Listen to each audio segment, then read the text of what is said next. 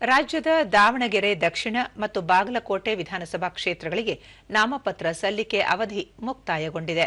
ನಾಮಪತ್ರ ಸಲ್ಲಿಕೆಗೆ ಕಡೆಯ ದಿನವಾದ ನಿನ್ನೆ ದಾವಣಗೆರೆ ದಕ್ಷಿಣ ಕ್ಷೇತ್ರದಲ್ಲಿ ಒಟ್ಟು 39 ಅಭ್ಯರ್ಥಿಗಳಿಂದ 45 ನಾಮಪತ್ರಗಳು ಹಾಗೂ ಬಾಗಲಕೋಟೆ ಕ್ಷೇತ್ರದಲ್ಲಿ 16 ಅಭ್ಯರ್ಥಿಗಳಿಂದ 26 ನಾಮಪತ್ರಗಳು ಸಲ್ಲಿಕೆಯಾಗಿವೆ. ನಾಮಪತ್ರಗಳನ್ನು ವಾಪಸ್ ಪಡೆಯಲು ನಾಡಿದ್ದು ಗುರುವಾರ ಕೊನೆಯ ದಿನವಾಗಿದೆ. ಶಾಸಕರಾಗಿದ್ದ ಶಾಮನೂರು ಶಿವಶಂಕರಪ್ಪ ಹಾಗೂ ಎಚ್ವೈ ಮೇಟಿ ಅವರ ನಿಧನದಿಂದಾಗಿ ತೆರವಾಗಿದ್ದ ಸ್ಥಾನಗಳಿಗೆ ಉಪಚುನಾವಣೆ ನಡೆಯುತ್ತಿದೆ. ದಾವಣಗೆರೆ ದಕ್ಷಿಣ ಕ್ಷೇತ್ರದಿಂದ ಕಾಂಗ್ರೆಸ್ ಅಭ್ಯರ್ಥಿಯಾಗಿ ಸಮರ್ಥ ಶಾಮನೂರು ಮತ್ತು ಬಿಜೆಪಿ ಅಭ್ಯರ್ಥಿಯಾಗಿ ಟಿ ಶ್ರೀನಿವಾಸ್ ದಾಸ್ ಕರಿಯಪ್ಪ ನಾಮಪತ್ರ ಸಲ್ಲಿಸಿದ್ದಾರೆ. ಬಾಗಲಕೋಟೆ ಕ್ಷೇತ್ರದಿಂದ ಕಾಂಗ್ರೆಸ್ ಪಕ್ಷದ ಅಭ್ಯರ್ಥಿಯಾಗಿ ಉಮೇಶ್ ಮೇಟಿ ಹಾಗೂ ಬಿಜೆಪಿ ಅಭ್ಯರ್ಥಿಯಾಗಿ ವೀರಣ್ಣ ಚರಂತಿಮಠ ಸ್ಪರ್ಧೆಯಲ್ಲಿದ್ದಾರೆ.